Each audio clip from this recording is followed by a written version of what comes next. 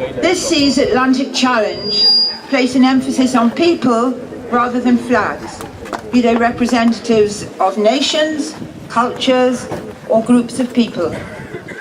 In doing so, we continue to extend our community and draw in new areas of the world into our seafaring family.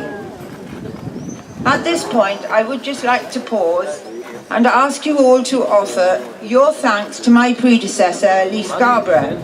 He took the helm of Atlantic Challenge for so long. Lee worked incredibly hard to ensure that we would continue to grow and to reach new people in new places. I know he's not with us today, but thank you, Lee, and could we have a round of applause for Lee Scarborough, please?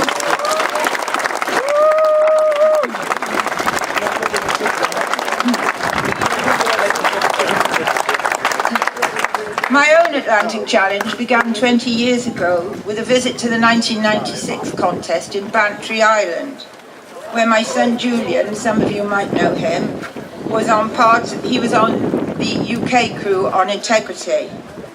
2 years later, I found myself back here in Roskilde, over in a campsite over the field, cooking for our crew, who were training in the field in front of this very fine harbour.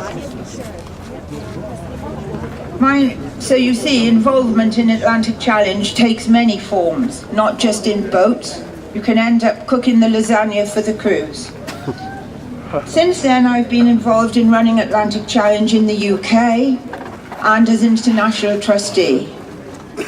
It was ever a great honour to be asked to take the role of the international president last autumn, and I look forward to taking up that challenge on your behalf. That, I think, brings me to the most important thing of all, that although we will race gigs and strive for excellent seamanship this week, the most important part of Atlantic Challenge is, of course, the crews within the gigs. It is the crews who encourage, excel, support and nourish each other, and who by their very actions, both on and off the water, will make new friends, understand other cultures, and learn much about themselves and their fellow Atlantic challengers. The spirit of Atlantic Challenge. Now that's a phrase you will hear a lot this week. Much is made of the phrase Atlantic Challenge, the spirit of Atlantic Challenge. But you won't find it written down anywhere. It's not in a set of rules. It's not in a document. The spirit of Atlantic Challenge is here amongst you, the crews, in Roskilde. And it is you, our crews, gathered from across the world, who have come to Atlantic Challenge 2016. It is you who will offer help to your fellow competitors in their time of need.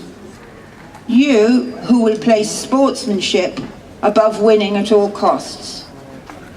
And you who, by being here and taking part, will create something precious founded upon international cooperation and understanding. That will live long in your memories, and it's something that you will recall when you are older. By doing all of this, you will make friends for life. You might even meet your future husband or wife. You might even end up, like me, making a speech. By taking part in Atlantic Challenge, you give Atlantic Challenge a little part of yourselves, but in return you get back something bigger because you become part of the family of Atlantic Challenge. It is your part in the Atlantic Challenge family that makes us what we are.